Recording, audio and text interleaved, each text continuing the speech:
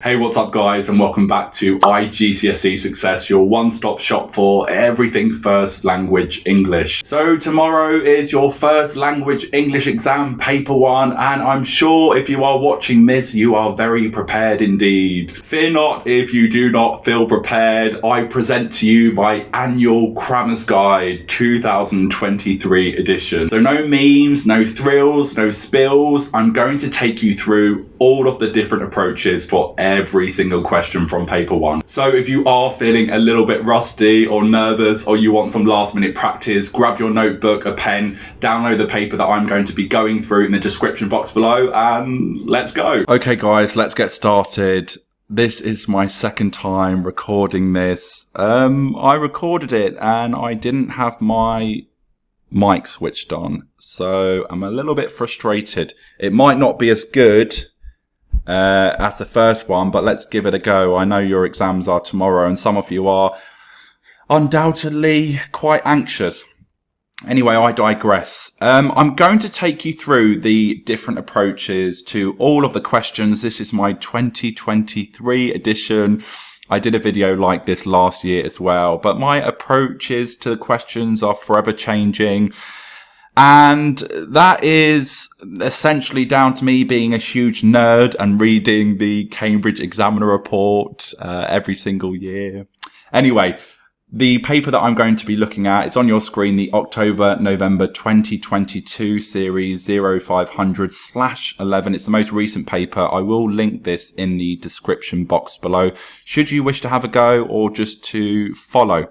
Again, I'm not going to answer the questions. I'm just going to take you through the different approaches, what you should be doing, what you should avoid, any kind of pitfalls, and most crucially, the timings. If you get the timings wrong, guys, it's game over. You need to keep an eye on that clock.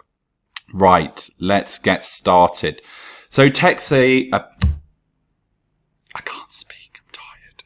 There's 3 texts that you need to read. Hopefully you know that already. Text A and text B, they are non-fiction pieces, usually, always, I think. And text C is the narrative. They're usually quite short in length and they are connected thematically. I think the ones that my year 11 did last year, they were all about kayaks, so that was quite interesting. Anyway, so you read text A and there's lots of stranded questions, okay? These are the sort of newer, smaller questions, but hopefully the first lot should not be too difficult. The first question is always assessing your understanding of explicit ideas. You know, that information that is clearly stated, the who, the what, the where, the when. Not too difficult. It's worth 1 mark. Always pay attention to the amount of marks that the question is worth. Now, this particular question is asking for 1 thing. Sometimes you have to find 2 things. I saw one paper last night where you had to identify 3 things for 1 mark.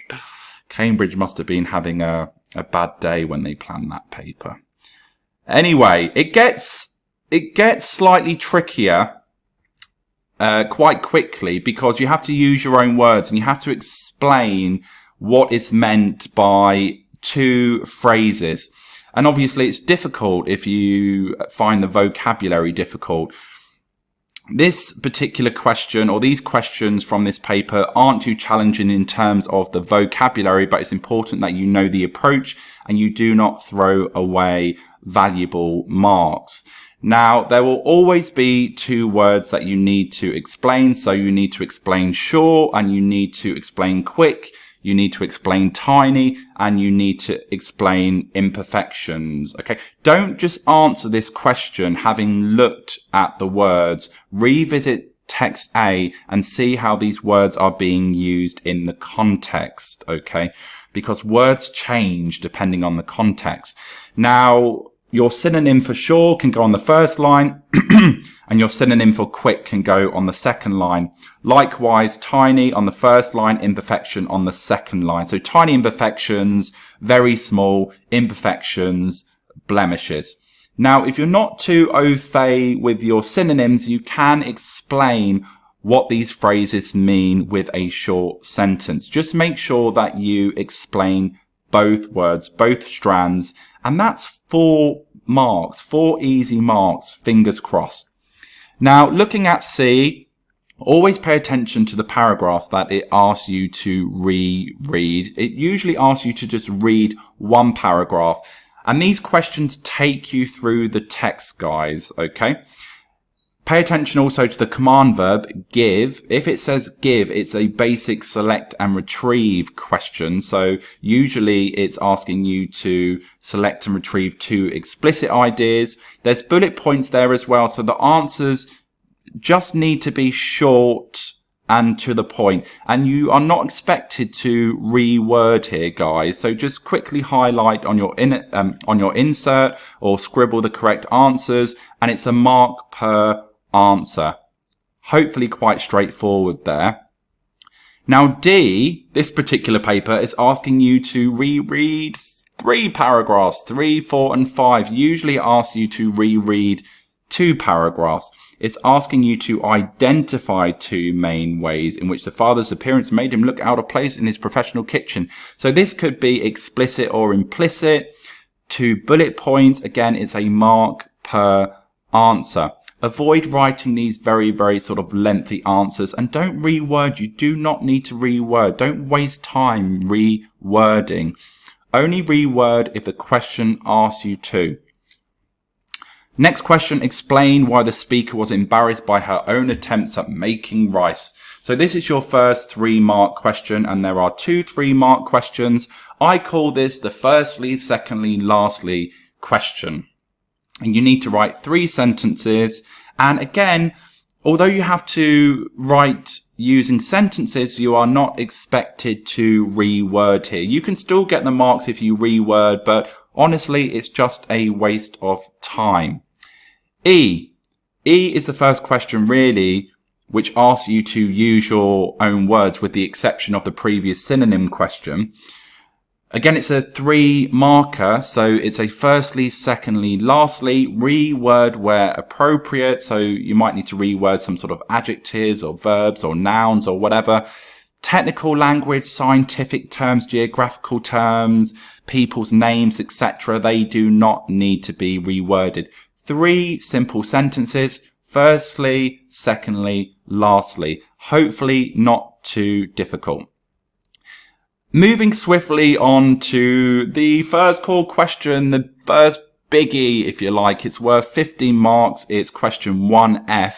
And text B is usually quite short. It's a non-fiction piece and you use text B to answer question 1F only.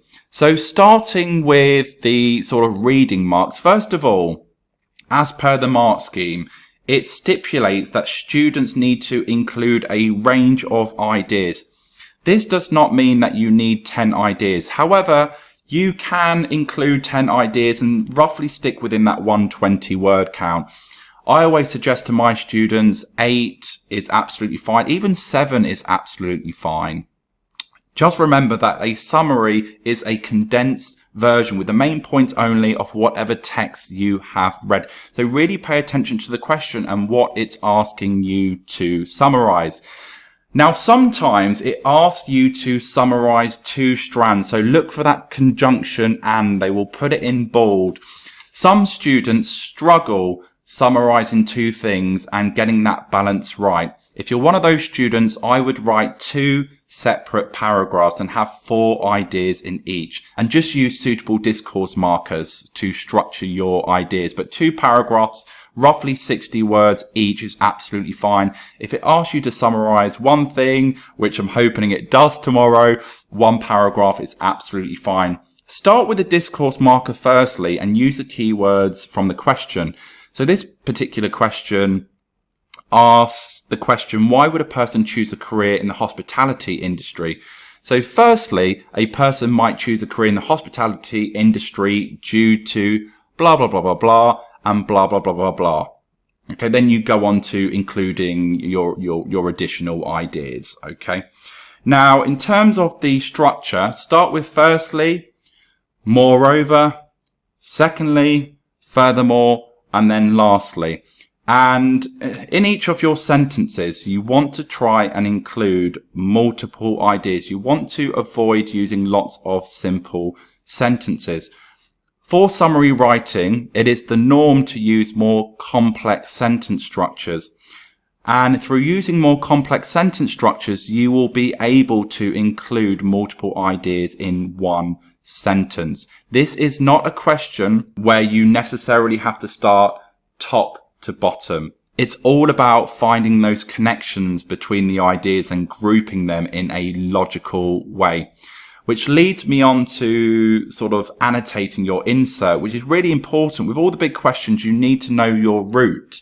So you need to know what idea you are starting with, number that as number 1.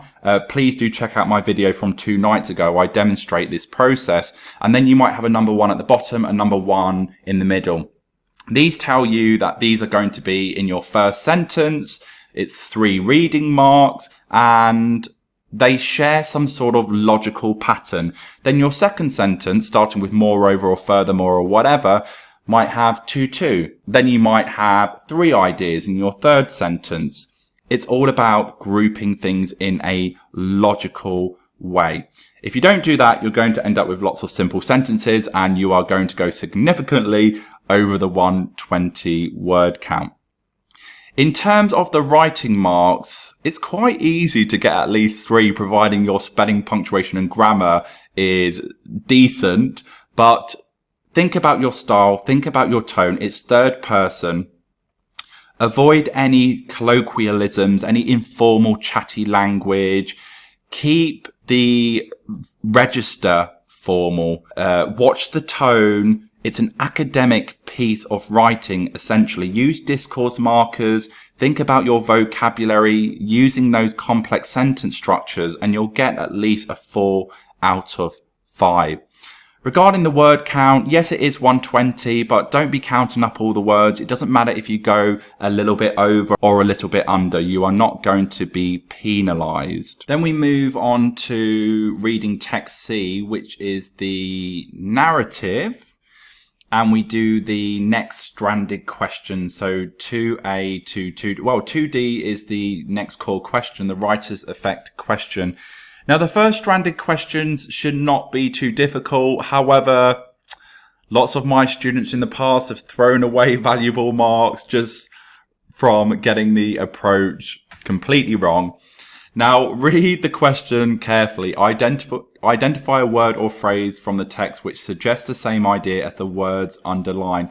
You are not required to explain in your own words what the phrase means, which is underlined. If you do that, you're going to be throwing away 4 very, very valuable marks. Now, you won't find these sentences in the story. However, what you will find is a word or phrase which can replace the phrase underlined. Okay.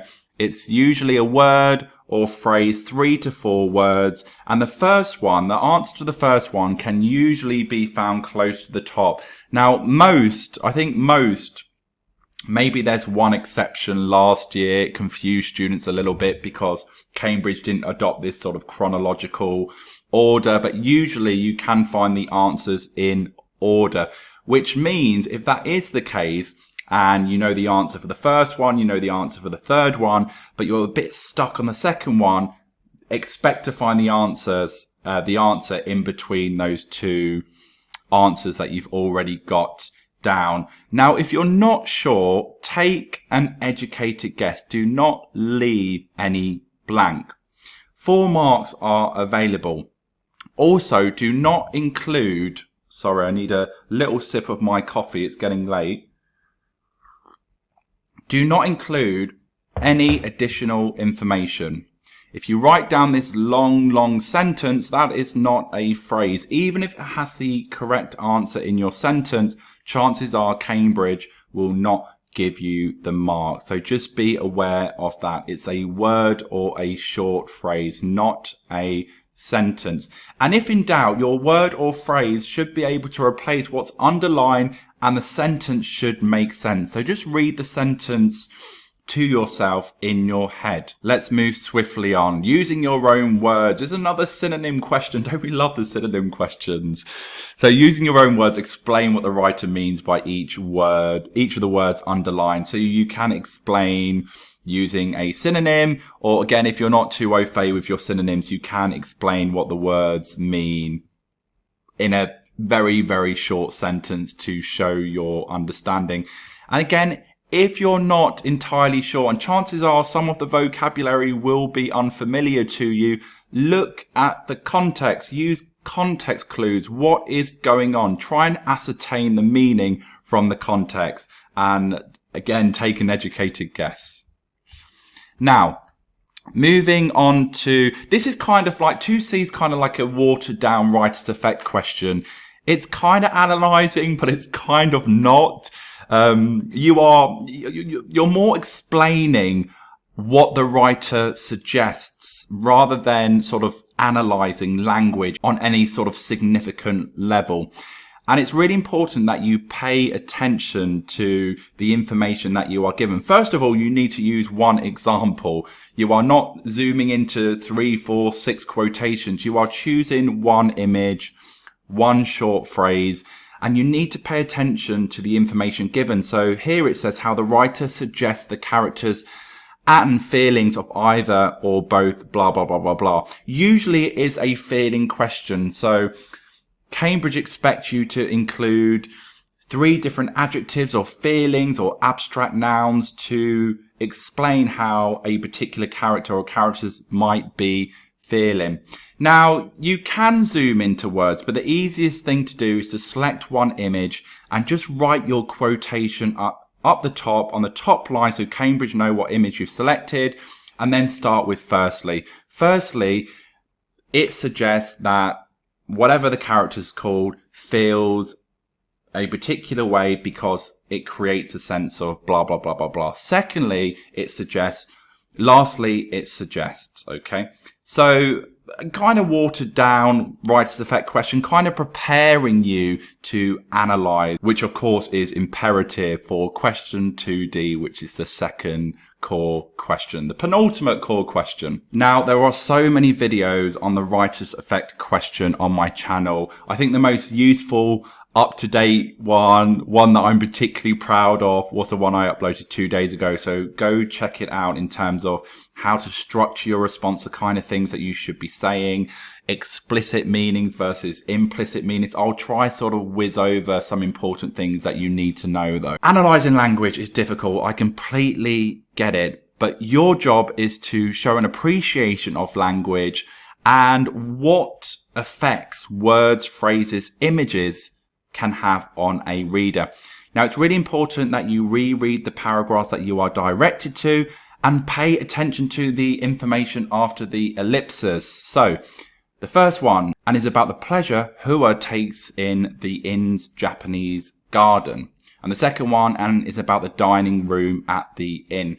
Now, Cambridge love contrast. My guess is that the garden is presented as this idyllic, otherworldly, beautiful place, and the dining room is completely different, unwelcoming, sinister maybe, a place that you really don't want to be in.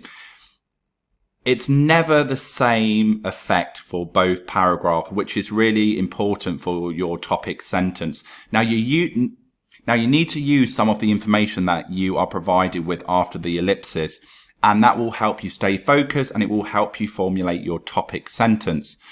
So let's take the second one, for example. The key word is that setting, dining room. So you might start the second paragraph with the overall effect of the language creates an image of the dining room at the inn being a place of insert abstract noun or adjective or some sort of description. It all depends on the quotations that you have highlighted and your ability to identify what the writer is trying to achieve.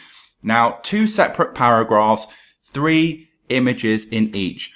Both paragraphs, as mentioned, the topic sentence, the overall effect of the language creates an image of will be very, very different. There needs to be some sort of adjective or adjectives or abstract noun to show Cambridge that you understand what the writer is trying to achieve. Then you can start with, firstly, the writer uses the image, insert your quotation, and then you need to explain or explore the explicit meaning of a particular word, image, or technique. And I get my students to use the verb refers. So your second sentence after your third sentence after the quotation might be something along the lines of, the writer's use of the word such and such refers to, and then you explain what that word means explicitly, the dictionary definition if you like, and that acts as a springboard into your analysis. After you've done that, moreover, this suggests, and you try and say 2 analytical comments about your image.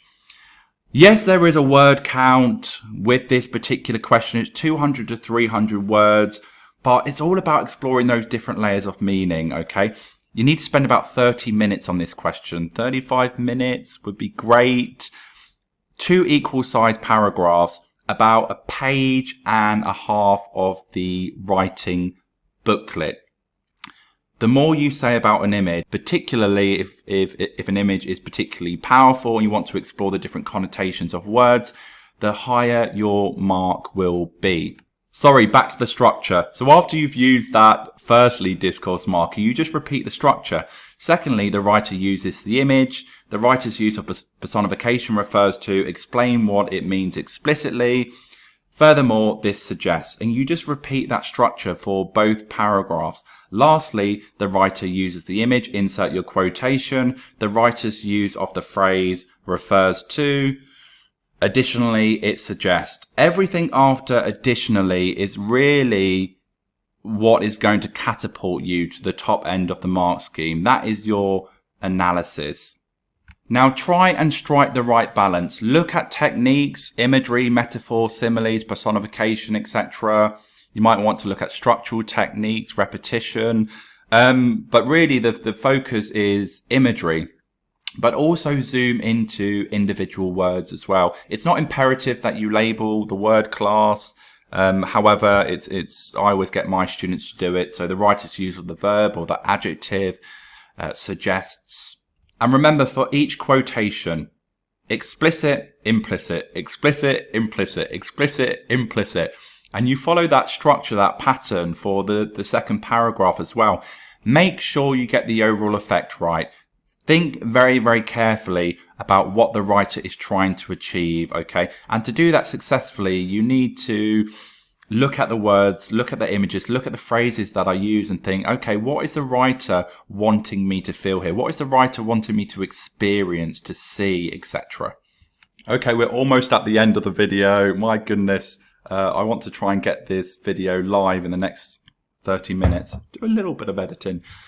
Question 3, the biggest, worth 25 marks. You need at least, 40 minutes at least for this question. It's a non-fiction question. Remember, you need to know or be able to write in 8 prescribed text types, okay?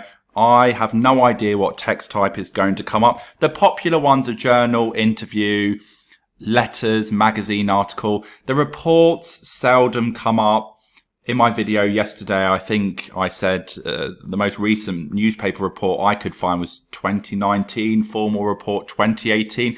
I think they just don't lend themselves to assuming the role of a character. And that's probably why they are not included that often. If they come up, I do apologize. That said, you do need to recap or revisit report writing for sure. Check out my video from yesterday.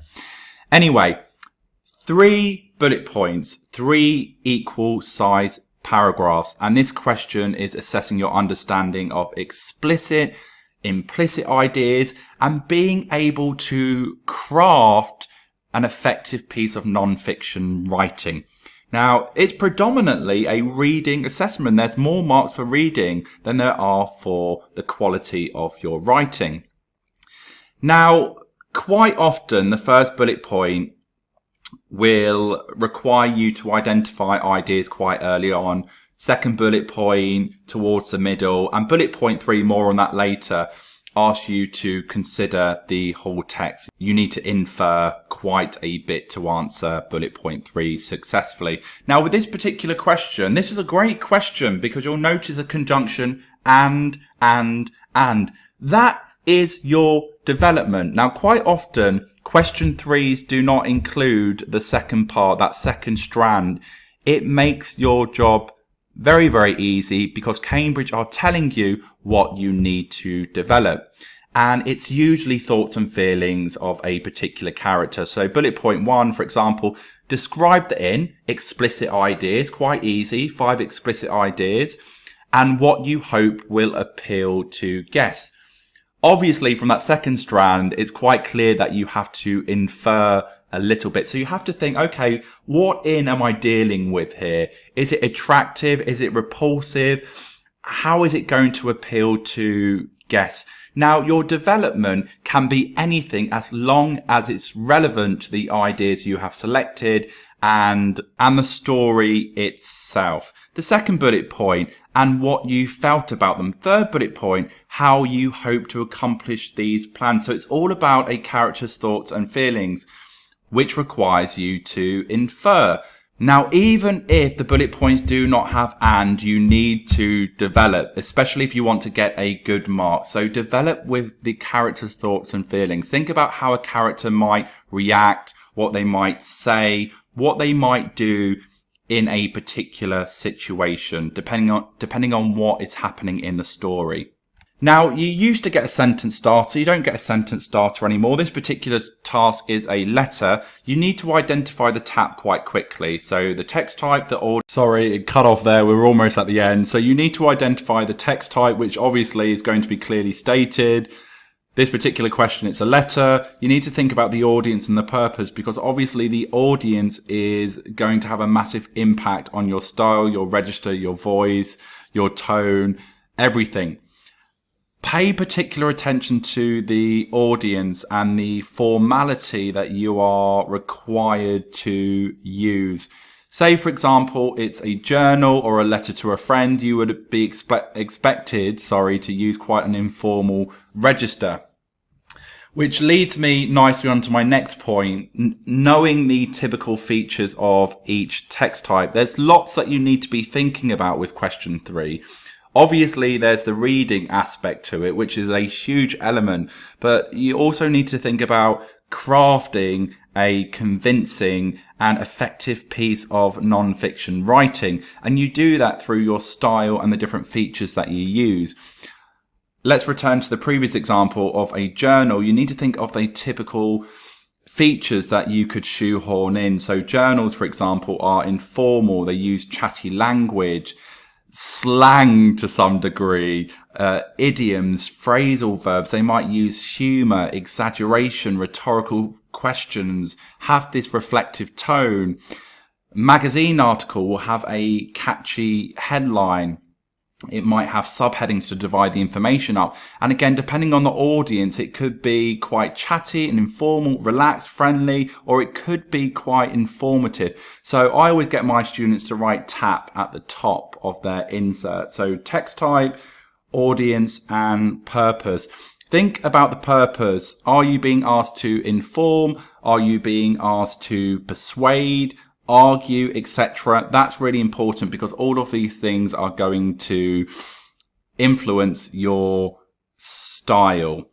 Now, in terms of ideas, you need a range of ideas. And with this particular question, what I said before, with all of the big questions, you need to plan your route. You need to do some planning. You need to highlight the ideas that you are going to include. You need to reword where appropriate. No lifting from the text.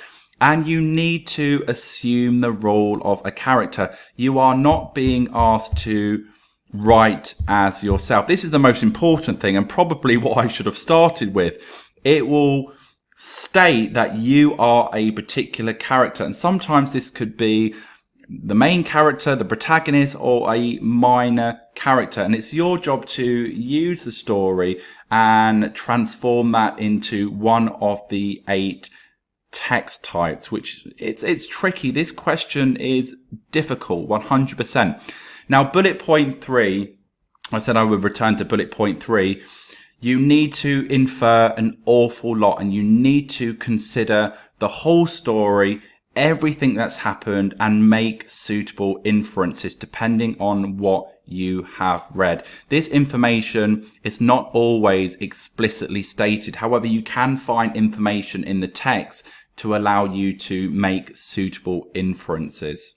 In terms of your writing, 10 marks are available for the quality of your writing. So really think carefully about the techniques that you use, a range of sentences, ambitious vocabulary choices, irrespective of what text type it is. It's still an English exam. You need to showcase your English skills.